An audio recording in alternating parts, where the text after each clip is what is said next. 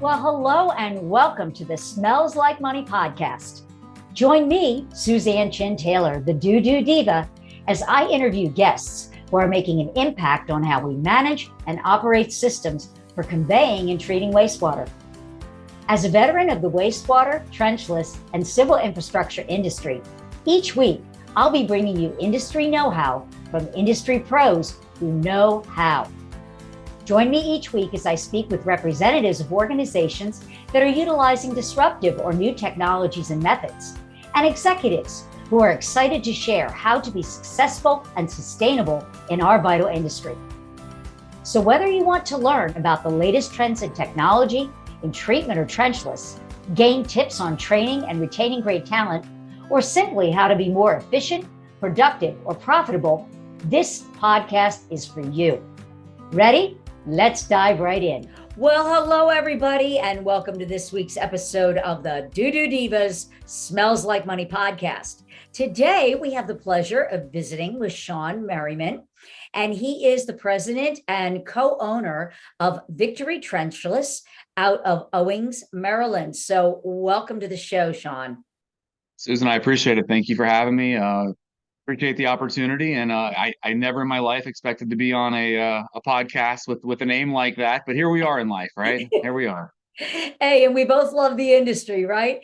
And so, Absolutely. I just would like you to share with the audience a little background because, like me, you've been in the industry for quite a while, and how you got your start and what made you decide to kind of, I would say, branch out on your own. And we'll take a little dive into why you chose the technologies that you decided to go with in order to do this. And, your take on some things that you're seeing that are really kind of exciting you about the future for the industry. And so with that, take it away. Tell us a little bit about, you and, how you got here. Harry, great, easy enough. I got in the industry, I guess about 15 years ago, maybe 16, something like that now, I think it was 2009. So I guess 14, 15 years ago, 2008, 2009. So I started my career in the civil engineering world, went to Virginia Tech and started doing civil design work for about 6 years or so. And just quite honestly, I burnt out on being a CAD jockey. I got tired of drafting all the time. Okay. Which is funny because there's days now where I'm like, man, what I wouldn't do to just mindlessly sit here and draft for 8 hours. But so I got out of that and stumbled into this industry just like most people, by chance. I don't think many people set out to get into this industry. I mean, I think it's becoming more of a thing now where people are going to colleges and, in different, avenues that bring you directly into it. But stumbled into the industry with a UV cured in place pipelining company for a little while, for about 10 months, and then made a move into another regional felt thermal cure predominantly lining company, and then helped pioneer them getting into UV market and some different markets, and spent 10 years there, and then left, started wanting to get entrepreneurial and wanted to figure out a way to try to buy a company and do something, and tried some things there, and it was never able to make that happen. But then went to work for a PE firm that had recently bought a company that I had made a run at trying to purchase, and they came out and reached out to me and said, "Hey, you tried to purchase this company, come work for us." And went and tried that for a little while and ended up not being a great fit. I was kind of stuck between the selling management and the private equity firm, and no one really knew where my allegiance was. And I was kind of an outcast. So it was an awkward situation. And then made one more switch to another company, which was a national company, which was a publicly traded company at the time. And then after an acquisition from that company to another private equity company, decided it was time to just go the startup route, right? I hadn't been successful trying to team up with private equity and buy a company. I kind of feared the startup thing, to be quite honest. I'd said I didn't want to be a startup. The cost of capital and Right. the barrier to entry to do business like this is high. It's tough, right? And there's a lot of competition in the marketplace that's much more established. So the startup thing kind of feared me, kind of scared me. I was really, I was very fearful actually.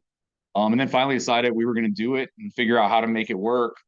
And but decided in doing so, we didn't want to go in doing what everybody else was doing. We wanted to have differentiators and create something where we were a niche in the market, in a market that doesn't really have a lot of niche. It does and it doesn't. at the end of the day, you're still competing against the other products, et cetera, but you can do things a little bit differently, create a niche for yourself and try to make yourself stand out and even an asset to the other companies that could be considered competition. So that's kind of what we decided to do. We started working on it, my wife and I, in the middle of 2022, probably June, July timeline. We incorporated in September of 2022, and by February of this year, we were putting liners in the ground. So we're about 6 months in putting liners in with Victory now, and I think we just eclipsed the 6 mile mark of liners installed. So we've got two crews working full time, and that's the two, I don't know, what was that, maybe 2 minute version Okay. of how we got from 2009 to 2023. Well, that works. I mean, so how did you decide? You had worked in lining, I guess, and so that was like a comfort level for you. But when you were talking about differentiators, because there's lots of competition, there's, CIPP, even UVGRP, it's been around for a while. What have you been doing in the company to really set yourself apart, that differentiator of, oh, another lining company? What makes you so different that I would want to hire you or invite you to bid on this project that that I've got coming up?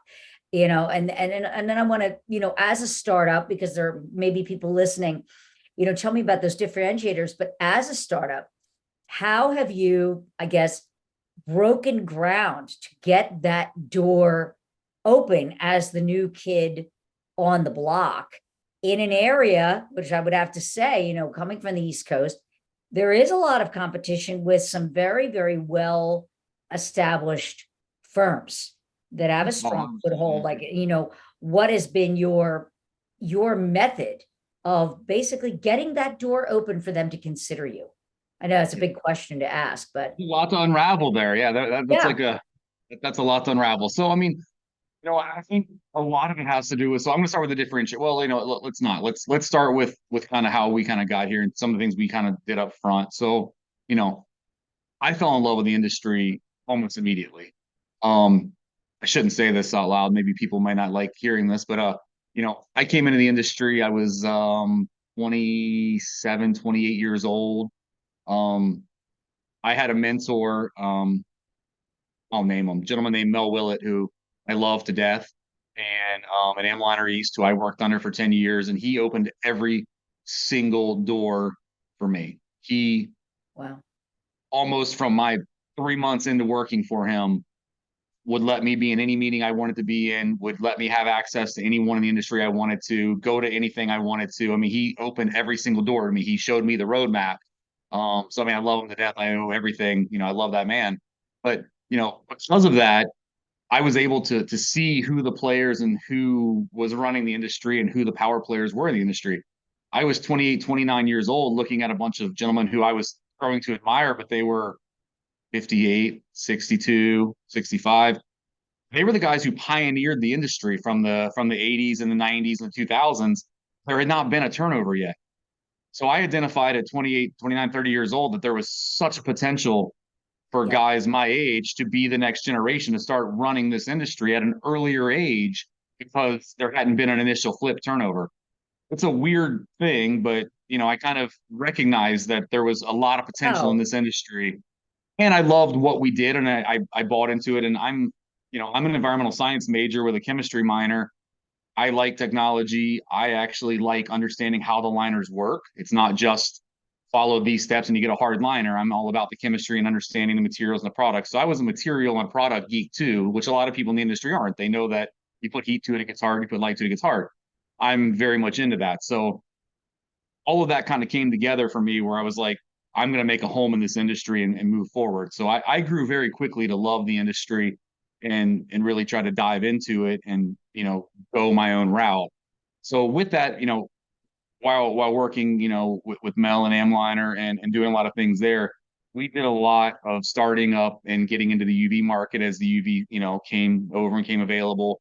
We got into doing some other technologies, and I was all in, and that was my world. I loved it. So, so as I went through life and kind of got to the point where I was ready to do this startup and try to figure out things we were going to do, I've been planning how I wanted to run a business for the last 10 years of my life. I've been Uh, planning how in my head I want to do things that set you apart, that I could never get accomplished at other places, which is why I kind of always knew I wanted to do my own thing. So I knew that I wanted to set ourselves apart by handling our deliverables better, because deliverables a lot of times in our industry become an afterthought. Creating hard pipe becomes the most important thing, right. and creating deliverables becomes secondary. And I've said for a long time that we don't get paid for creating hard pipe. We get paid for providing deliverables that show that we built a hard pipe.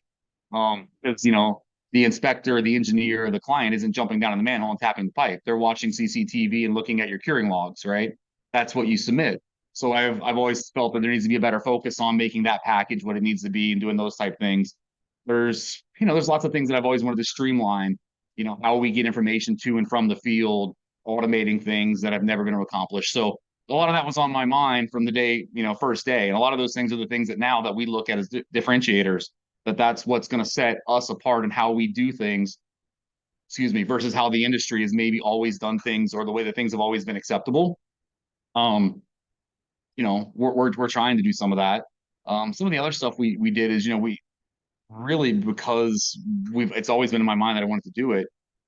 There's always been a game plan of who I've wanted to bring with me to do this, who we've wanted in what positions, how we've wanted to set those up. So a lot of that game plan, wasn't happenstance, right? It didn't start, I say we started this thing, really started trying to build it middle of last year, but it's, the map has been there for 6, 8, 10 years being built, just waiting to actually do it. That's really I'm not cool. sure how much of your question I answered there. I just Yeah, kind of you started going. answered it, because it leads me into, you started to embrace, and I would have to say, because I share the love of the industry, because I've had many Yeah, mentors myself, I call the old sewer dogs, the guys that have been around yeah, forever. And I think that's what makes you fall in love with the industry. It's the technology's cool, yes, but it's at the heart of it, it's the people. And the hmm, people in this industry are made up of some of the most, the only way to describe it is salt of the earth, and they have a true generosity of spirit. And if they sense that someone wants to learn, like you mentioned, his name was Mel, right? yeah. That Mel, yeah, Mel Willett.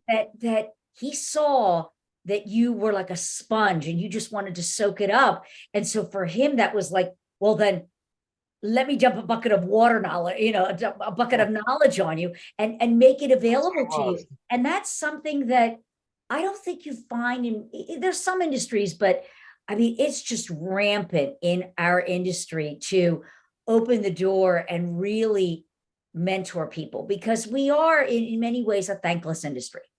People don't Yeah, understand what we do. It's kind of out of sight, out of mind. But for us, it's out of sight, top of mind. And so I think, I love what you were saying about that, because something you mentioned to me about that when you started this is that in establishing this company, and I think it is one of your differentiators and probably why you're able to do the things that you're doing as you're growing, is that accountability. And I want you to kind of explain what you meant by that when you told me about that for the organization, because I think that that is something that, whether you're a new company, in growth, or even established, that having that is that thing that is going to make the difference between whether you stay where you are or whether you really make an impact in the industry and grow. yeah, yeah. So yeah. So one of the things, and I'll take one little step back into part of the, I probably should have answered in the first question. Part of the things that has made us be able to do what we've done kind of as quick as we have is, myself, I've got 14, 15 years, whatever it is, whatever my map is in the experience now. One of the gentlemen that I brought over with me immediately, who I knew I wanted to be here, he's been in the industry since 6 months before I was born. We've got 41 years of experience, right? So a lot of what we brought over that has allowed us to do some of what we have is contacts, right? I mean, this industry is built on contacts. It's built on those old sewer dogs, their contact and their book of work, and who they've worked for and with is unbelievable. So that's part of it, so part of the way that we've been able to get work so far and line work up is on the reputation of myself and the people that we brought with us as we did this. And that was all well thought out. That was all part of the strategy on how we were going to build the company, right? Obviously we don't want to go out and you mentioned it. It's a competitive market on the East Coast. There's a lot of well-known, established lining companies who are either extremely strong regionally or they're nationwide companies. So it's a tough market. I mean, so we didn't want to come out the gate trying to take on a bunch of these companies head on. We wanted to create ourselves as a more of a niche company who could be an asset to them, right? We can fill in work that they either can't do, don't want to do, doesn't fit their agenda, or it's UV cured and they're a felt steam based company, but they don't want to lose out on servicing a client who may want UV now or whatever, right? So we really tried to set out trying to be friendly with the competition instead of putting a target on our back and having a full on, we're going to be out there trying to bid and take work from you. That's not who we want to be, and quite honestly, that's not ever where we want to be. We're not, it's not what we're trying to set up. So that's kind of how we set it up to be able to have work and go to start. And we have friendly clients, and then we find contract vehicles or ways to be able to negotiate work as well. So that's helpful as well. But again, that comes from having clients and having a reputation in the industry. We're not some guys who started a new company who haven't been around the industry and know who the players are and know where the work is. That's been extremely helpful. And on the accountability piece, so you know, I think that when we had our initial conversation, inevitably the conversation or the question that you get a lot as a new business or a startup is, one form or another of what keeps you up at night. What are you worried about? What scares you? Right? That's and everybody's expecting to hear, getting work, getting employees, being able to buy equipment, financing, right? That's the answers you expect to hear. And then I mean, none of that came easy, right? It's all hard, it's all work, it's all a grind, but that wasn't what kept me up. That wasn't what bothered me. Everything that bothered me was about how do we build the right culture of this company? Like Wow. how do we get everybody on the same page, pulling in the same direction? And everything that kept coming back to me was accountability. And it wasn't, accountability, you know, everybody's accountable to me. It's we're all accountable to one another, right? Mm, The guys who are working really, really hard in the field, putting liners in the ground and really have the hard jobs, you know, they have accountability to hitting production goals, being safe, building quality work.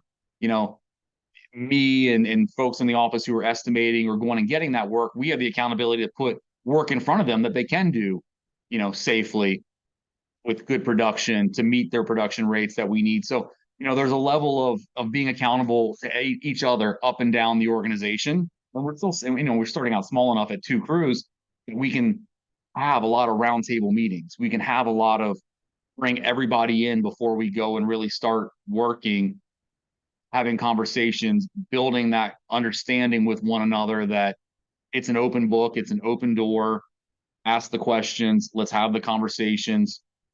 These are your responsibilities that you're accountable to us for, and these are the that we're accountable to you for, and really trying to create that culture and atmosphere where everybody's comfortable with that and comfortable to enough to call it out, right? If something's unreasonable, right? If I put guys on a job and tell them I need X number of feet and X number of man hours to meet budget on this job, and 2 weeks into the job, they're like, yeah, that's not going to work. I need that information back because I need to know the next time I have a job like that, I estimate it differently to give them different goals. So, we need that kind of ability to be honest with one another.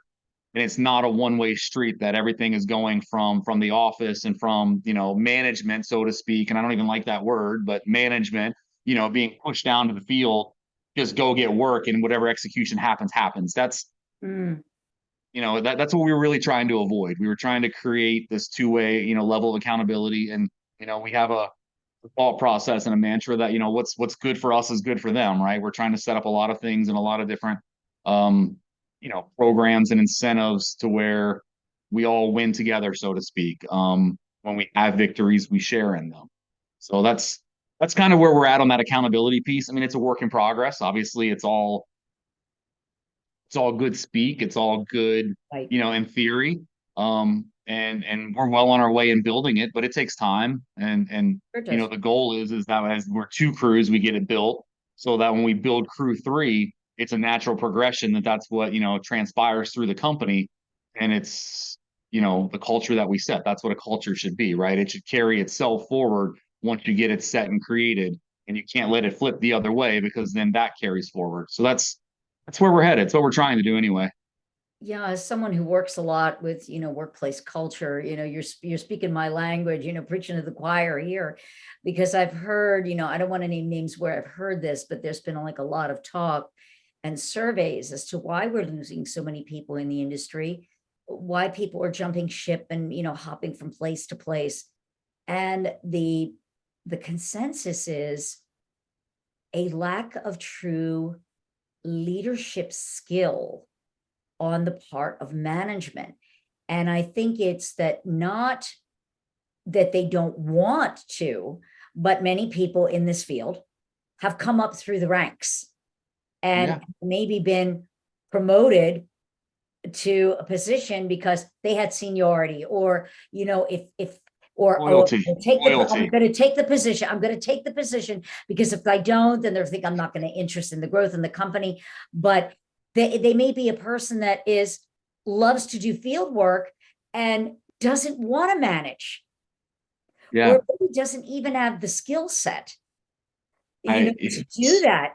And it's being able to recognize, draw from the strengths, and to not just promote for the sake of promoting, but making sure that you're putting the right people in place, because not only could you lose that person because they get frustrated because now they're in a job, yeah, they're making more money, but they hate their job, or the people under them that are like, this guy is just not management material. And we need to be good leaders. If we're going to grow, we have to be strong leaders. And what I love your take on that, because you worked your way up, through the ranks, but you've got a college degree, but in a scientific background. yeah.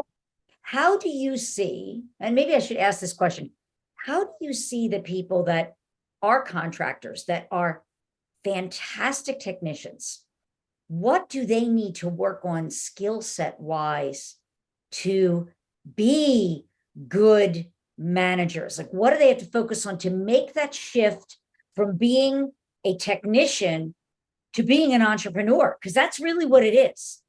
Yeah. It's going from the field into entrepreneurship. It's a big leap. Yeah. So, I mean, it's, you're talking my language right now. So, right. So I have to get out of my head a little space to start talking marketing and developing, that's out of my headspace, but you're talking right in my headspace right now. And it's funny, I literally had this conversation over dinner with one of our suppliers who was in town yesterday, which is why I was out on job site till 1:30 this morning, with him, as we were doing night work. And we, over dinner, had this almost, well, exact conversation. Um, I like to say we all have ceilings. And that's not always the nicest thing to say, but we all have a ceiling. I have a ceiling. You have a ceiling. People have ceilings, right? I'm a very, very big proponent of understanding your strengths and weaknesses and accepting them. I like to surround myself with people who have different strengths than me, who, so that we, what's the word? I'm sleep deprived. Well, you shore each other up. Is Exactly. like, Yeah. Yeah. you fill the gap that they have, and they fill the gap that you have, and together you make a strong foundation. Exactly. Yeah. There's a perfect word for that, but I can't think of it at the moment, but that's okay. But you're right. So that we work together and we fill each other's voids, and we, support each other. And, I'm a huge proponent of that, right? In this industry, I see a lot, and we've had these conversations through previous employers that I've had, and we've had, some people agree, some people disagree, but we promote people a lot of times for the wrong reasons. Superintendents coming from the field, unfortunately, are the ones that it happens to more than any. It may be that they are, 50, 52 years old, and physically the demands are really tough on that position. And I don't want to say they age out, but physically it becomes tougher. But they've been a good employee. They have a wealth of knowledge that you don't want to lose. So you find some kind of role that fits for them. You call them an operations manager or an assistant operations manager, or you try to put them on a project management track, to get them out of the field. You do those type things. And it's tough, right? I get it. There's a human element to it, right? That person's been a great Right. employee for you. And I understand all of that. But, back to what you said, you're putting them in a position not to succeed. And at the end of the day, you're happy because you may be making more money. You're happy because you're not out in the field doing and beating your body up, doing hard manual labor.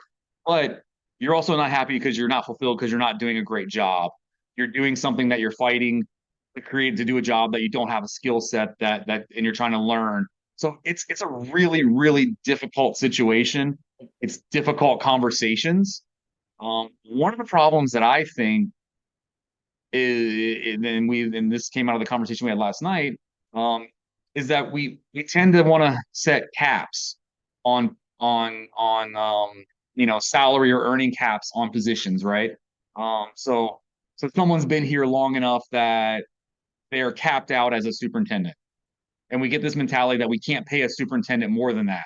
So now that he's due for a raise, he's got to go on to a project management track because I can pay a project management manager more than a superintendent. But he doesn't have the skill set, so we try to square peg round hole because John's due for a raise, and now I can't pay him that much as a superintendent. And I think that's really narrow-minded thinking, because at the end of the day, if John's a really, really good superintendent, he's your best superintendent, he's more valuable to you as a superintendent than a subpar project manager making more money. And that's where I think we need to be honest with ourselves and honest with our employees. And again, that's part of that accountability thing, right?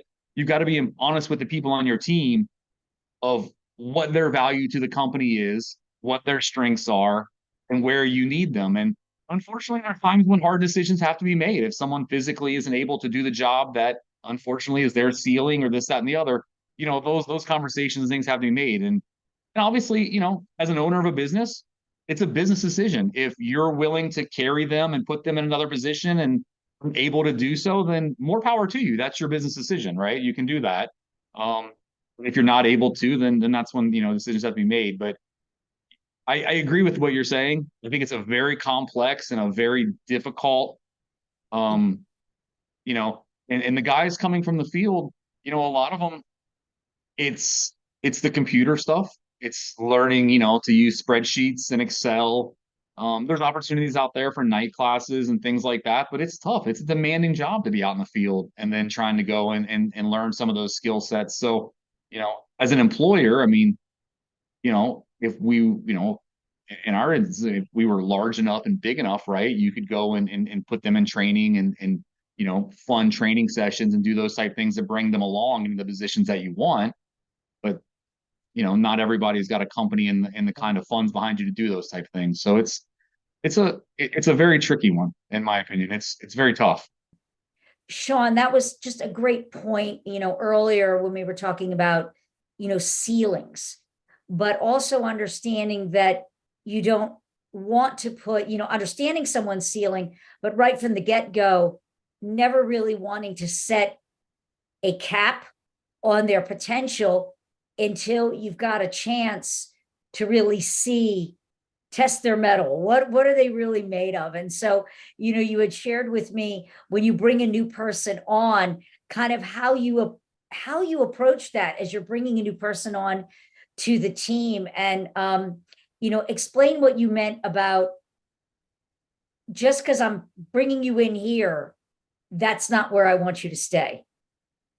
Yeah, no, I think that's a great point. I love that you use the word team, because we don't call anything around here. We try as hard as we can to break old habits. We try not to call anyone crews. Try to call them teams, because we're trying to build a team mentality.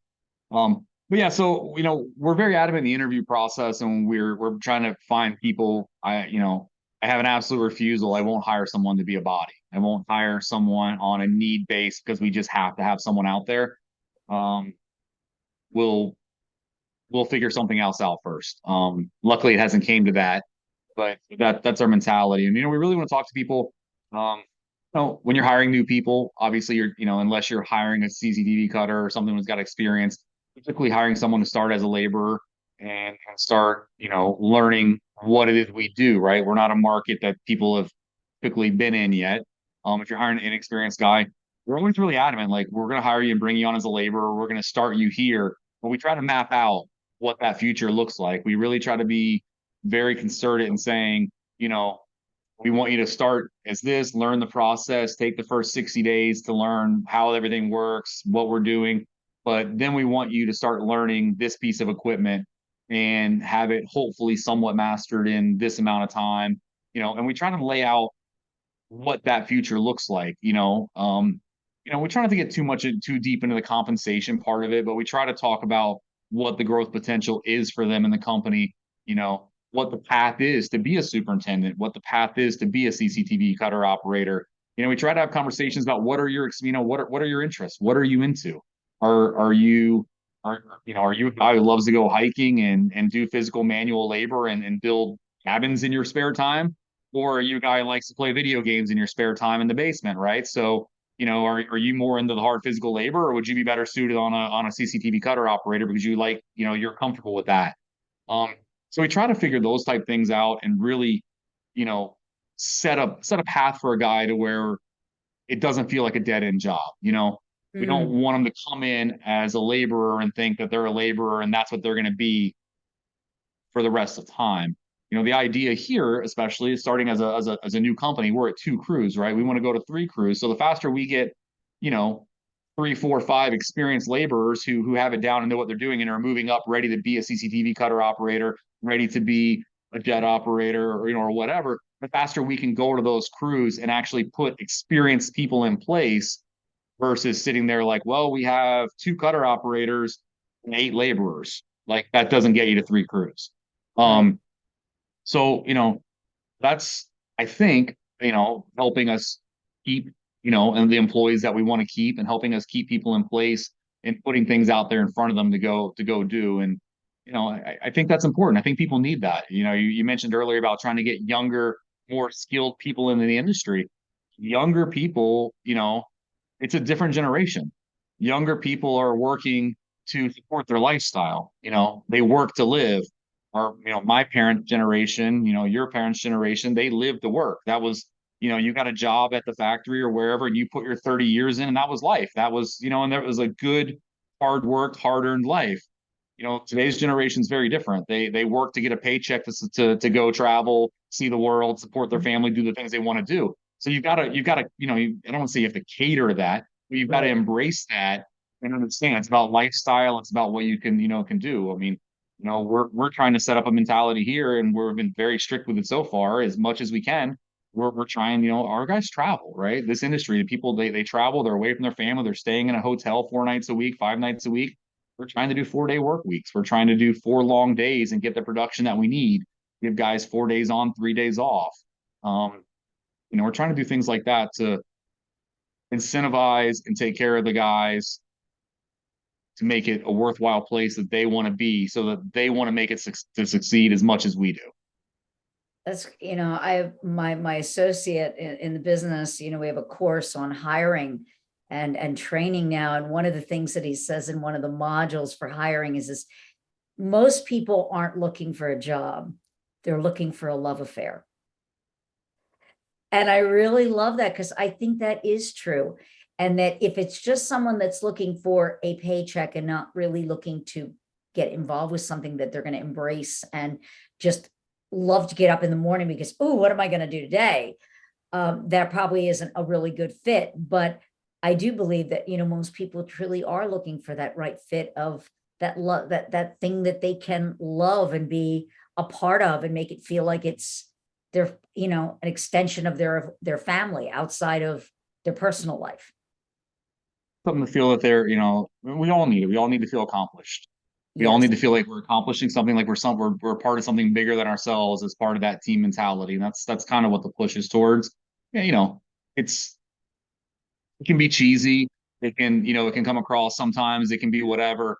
But at the end of the day, I mean, if we keep building that way and we make the right hires and get enough buy-in, the people who want to be here for the right reasons and are getting what they need from us in return, will take care of itself. And the ones who aren't here for the right reasons and quickly and honestly, if the right people start leaving, we'll know that we're not holding up our side of giving them what they need in return to make it worth their while. So it's a give and take. And again, it goes back to like everything. It cycles back to that accountability to each other, right? We both have a part to play in that dance. And if we play it right, the right people will be here and we'll be successful and we'll be successful together. And if we don't, it's the other side of the coin, obviously. Yeah. And the other thing is, we're trying to get younger people to come into the industry. And I think you're doing it the right way in staying on top of, we're going to continue our conversation in another episode about, new technologies and, where do you see the future going for trenchless? I think maybe one of the struggles, this is a difficult thing to just come out and say, but young people want to see that we're being innovative, that we're looking at new things, that we're trying new things, that we're trying to incorporate new technologies, new methodologies, something that they can get excited over. And as an industry, if we don't show that we've got something new to offer, they're not going to be excited to enter the field. We need to, I think it's more on, I don't want to bash anybody here, but I think it's more on, maybe the utility level of, well, that's the way it's always been done. Well, does that necessarily mean that that's always the way that you should consider doing it or keep on doing it when there's something else better out there? And so unless we're giving people a reason to get excited, they're not going to want to get involved in an organization that is using the term like old school, when they look at it and say, well, there's like 5 apps out there that could do that in a lot less time. And if you're not willing to incorporate that or embrace that, and it sounds like you are, when you're running a lean, mean machine, is that how can we improve processes? What do we need to add to make this exciting, to make our jobs easier? And I think a lot of that, and where the industry really has to shift that mindset, is they need to be less fearful of technology and embrace it. Yeah, and I think you're seeing a little bit more of that with some of the turnover in the industry, and I think you are seeing some more companies, and a lot of it comes down to holding some of the software and some of the people who create the equipment, create the software that runs CCTV, and a lot of them have really taken hold of it. A lot of the PACP compliance software and some of the things that are out there are much, much more advanced than what the contractors are taking advantage of, to be quite honest. And I think that there's definitely some contractors out there who are trying to leverage that and use it to streamline their operation. And there's others who are resistant to it and want to do it the way they've always done it.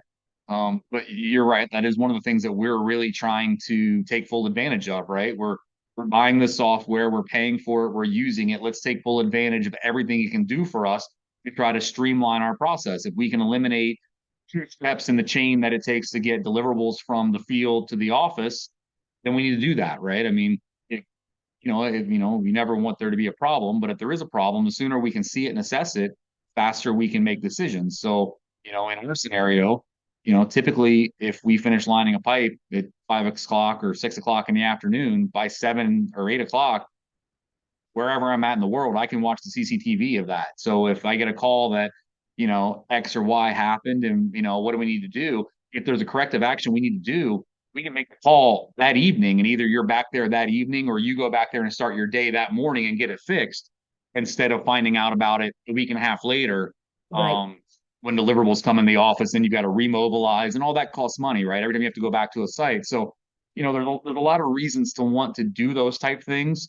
It helps, you can bill much faster, you can get your invoices in. So there's a lot there that, I think a lot of companies are buying into now. I don't think we're obviously not the only ones. A lot of people are probably further along even than we are, but there's definitely a lot of folks out there that are still wanting to do it the way they've always done it. There's a lot of opportunity, Sean, I think too. I had a gentleman on the podcast I can't remember when the episode's coming up, but he said, there are entities like federal government, if you're interested in federal contracting, where they're actually looking for solutions. And so they're reaching out to vendors and saying, or people, we've got this problem. We are looking for a solution or help in writing the spec.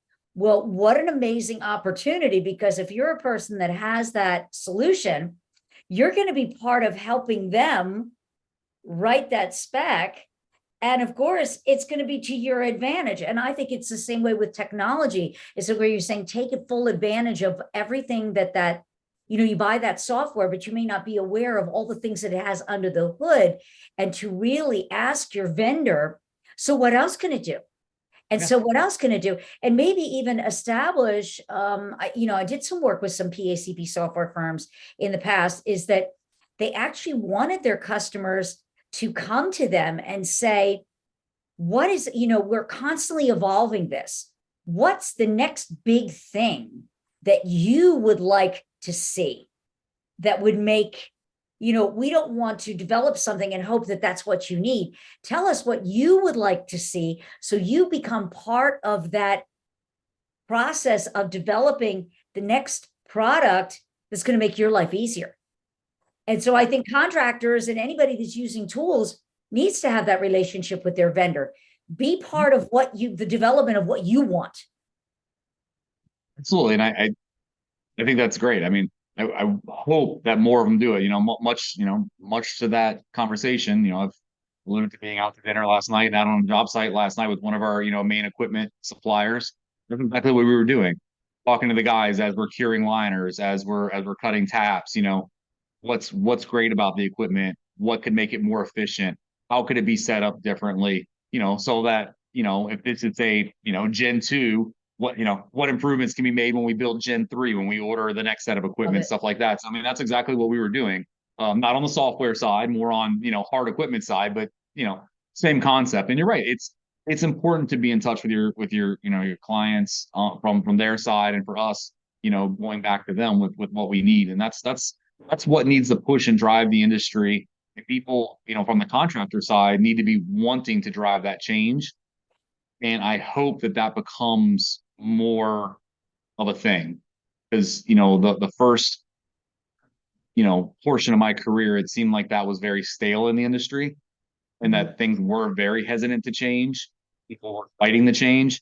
I think in the last maybe 5, 6, 8 years, more companies have started embracing the change and have started recognizing that going with the emerging technologies and the new technologies is a way to differentiate yourself. So I'm hoping we see more of that as we go, so that the technologies keep taking off versus staying stagnant. Well, Sean, thank you for sharing some of your startup journey tips. I think there were some great golden nuggets in there. And for those who are listening that would like to know more about Sean and his company and the services they provide and the areas that they serve, how can they learn more? We've got a web presence on a website. It's victorytrenchless.com. You can find our information there. And obviously you can reach out to us, reach out to me. We'd be happy to fill you in, tell you what we're doing. Obviously I don't mind talking about it, and get out there and see what we can do. That's great. And for those of you who tuned in, we're going to continue this conversation with Sean in a follow-up episode to talk about advancements in trenchless, primarily in cured in place pipe, and where it's been, where it is now, applications that we may not have even thought about, and where it's going. And it almost sounds like, from what Sean has shared offline, that sky's the limit here. So tune in again, and thank you for joining us. And until next time, keep it flowing. Thanks so much for joining me, the DooDoo Diva, on this week's episode of Smells Like Money. What stood out to you this week? Share your takeaways by leaving me a review. You can find out more about the new technologies, creating sustainable solutions, and insights on how to succeed in our vital industry by subscribing to the show. Whether you want to learn about the latest trends in wastewater infrastructure, treatment, or trenchless, you've got it all right here at Smells Like Money. If you're an industry expert and would like to be considered as a guest for the show, book a quick chat with me by visiting calendly.com/the2it group/B-A-podcast-guest, or simply click the link in the show notes below. Until next week, a big shout out to all my industry friends and those who will be. You are my superheroes. Thanks for tuning in, keeping it flowing, and we'll see you all next week.